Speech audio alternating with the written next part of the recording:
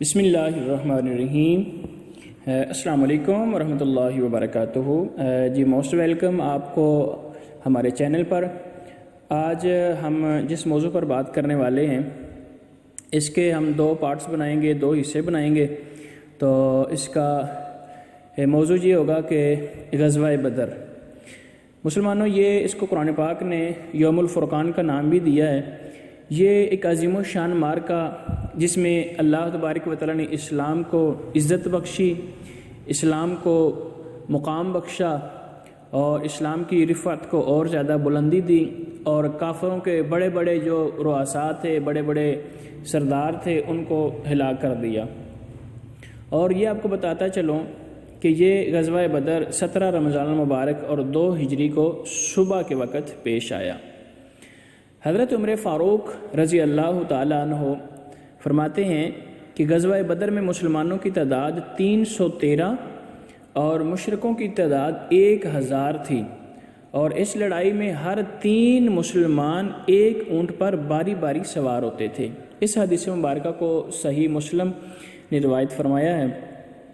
اور پھر آگے فرماتے ہیں، صحیح بخاری شریف میں بھی ہے کہ حضرت برہ بن عازب رضی اللہ تعالیٰ عنہ فرماتے ہیں کہ کئی صحابہ کرام سے روایت کرتے ہیں کہ غزوہ بدر میں مسلمانوں کی تعداد طالوت کے اس لشکر کے برابر تھی کہ جنہوں نے شرط پوری کر کے نہر کو عبور کر لیا تھا۔ یہ بخاری شریف کی حدیث مبارکہ ہے۔ اب میں اس چیز کے بارے میں بتانا چاہتا ہوں کہ یہ واقعہ پیش کیوں آیا، وجہ کیا تھی۔ وجہ یہ تھی کہ مسلمانوں کو یہ لوگ مکہ میں طرح طرح کی تکالیفیں دیتے تھے، طرح طرح کے ان کے اوپر ظلم و ستم کے پہاڑ گرا رہے تھے۔ تو آقا علیہ الصلوۃ والسلام یہاں سے ہجرت فرما کے مدینہ شریف چلے گئے۔ اب ہوا ایسے کہ مکہ مکرمہ میں حضور اکرم صلی اللہ علیہ وسلم کی پھپھو عاتکہ بنت عبد المطلب، انہوں نے خواب دیکھا کہ ایک اونٹ سوار آیا، تو اس نے ابطخ میں کھڑے ہو کر چیخ کر یہ اعلان کیا۔ کیا اعلان کیا کہ اے آل غدر، 3 دن میں اپنے قتل ہونے کی جگہ کی طرف نکلو، یعنی غزوہ بدر کی طرف نکلو۔ یہ خواب وہ دیکھ رہی ہیں۔ اب وہ کہتی ہیں کہ میں نے دیکھا کہ اس اونٹ والے کے پاس لوگ اس کے ارد گرد جمع ہو گئے۔ پھر وہ اپنا اونٹ لے کر مسجد حرام کی طرف گیا، اور وہاں پر بھی اس نے کعبہ کی چھت پر کھڑے ہو کر وہی اعلان کیا۔ اور پھر وہ جبل ابی قبیس کی طرف چڑھ گیا، اور وہاں سے پھر اس نے وہی آواز لگائی۔ اب 3 جگہ پہ وہ وہی آواز لگا چکا ہے، اور اوپر سے اس نے ایک چٹان پھینکی۔ جب وہ چٹان نیچے پہنچی تو ٹکڑے ٹکڑے ہو گئی، اور مکے کا کوئی ایسا گھر نہ رہا کہ جس میں اس کا کوئی ٹکڑا نہ گرا ہو۔ اب یہ خواب حضور علیہ السلام کی پھپھو جان نے دیکھا تھا۔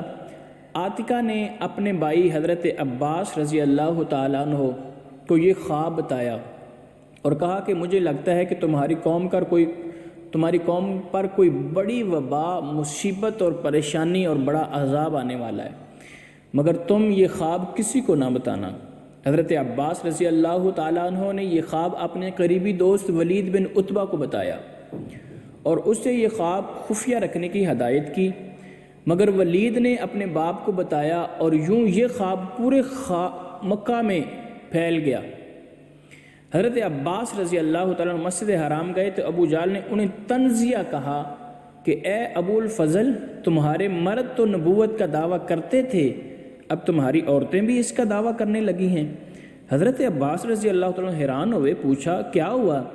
تو اس نے کہا کہ عاتکہ رضی اللہ تعالیٰ عنہ کا یہ خواب بیان کیا، اور کہنے لگا کہ اگر 3 دن میں یہ خواب سچا نہ نکلا تو ہم لکھ کر لٹکا دیں گے کہ تمہارا گھرانہ عرب کا سب سے جھوٹا گھرانہ ہے، نعوذ باللہ من ذالک۔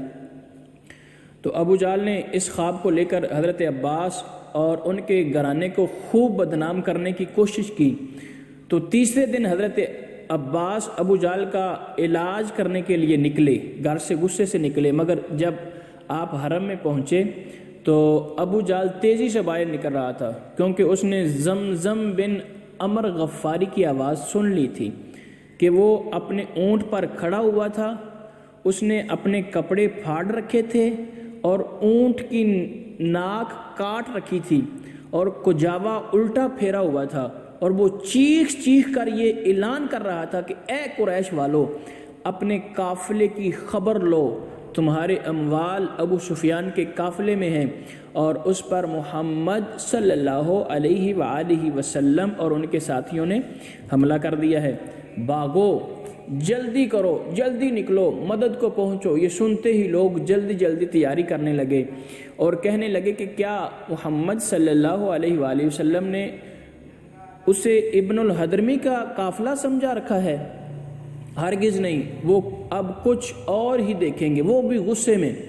اہل مکہ میں سے کوئی شخص بھی ایسا نہیں بچا جو خود نہ نکلا ہو۔ اگر وہ خود نہیں آ سکا کسی مجبوری کی وجہ سے تو اس نے اپنی جگہ پہ کسی اور دوسرے کو نہ بھیجا ہو۔ اب ایسے وہ وہاں سے نکلے، تیاری کے ساتھ نکلے، ان کی عورتیں بھی ساتھ ہیں، ان کی موسیقی کے آلات بھی ساتھ ہیں، ہزاروں کی تعداد میں وہ نکل رہے ہیں اور جگہ جگہ کے اوپر شراب خوری کے اڈے ہیں، زناکاری کے اڈے ہیں، وہ ساری چیزیں ساتھ لکھتے ہوئے آ رہے ہیں۔ اور ادھر کریم آقا علیہ السلام نے چونکہ 12 رمضان المبارک 2 ہجری کو بڑی عجلت کے ساتھ لوگ چل پڑے، جو جس حال میں تھا حضور علیہ السلام نے صحابہ کرام کو جمع فرمایا تو فرمایا کہ ابو بکر صدیق تمہارا کیا خیال ہے؟ حضرت عمر فاروق تمہارا کیا خیال ہے؟ انصار اور مہاجرین صحابہ کرام سے جب حضور علیہ السلام نے یہ مشورہ لیا تو اس کو میں ایک شعر میں بیان کرتا ہوں کہ صحابہ کرام نے کیسے جواب دیا۔ صحابہ کرام بول کے کہتے ہیں کہ کیا پیش کرے تجھ کو، کیا چیز ہماری ہے، کیا پیش کرے تجھ کو، کیا چیز ہماری ہے، کیا پیش کرے تجھ کو، کیا چیز ہماری ہے، یہ دل بھی تمہارا ہے، یہ جان بھی تمہاری ہے، یہ دل بھی تمہارا ہے،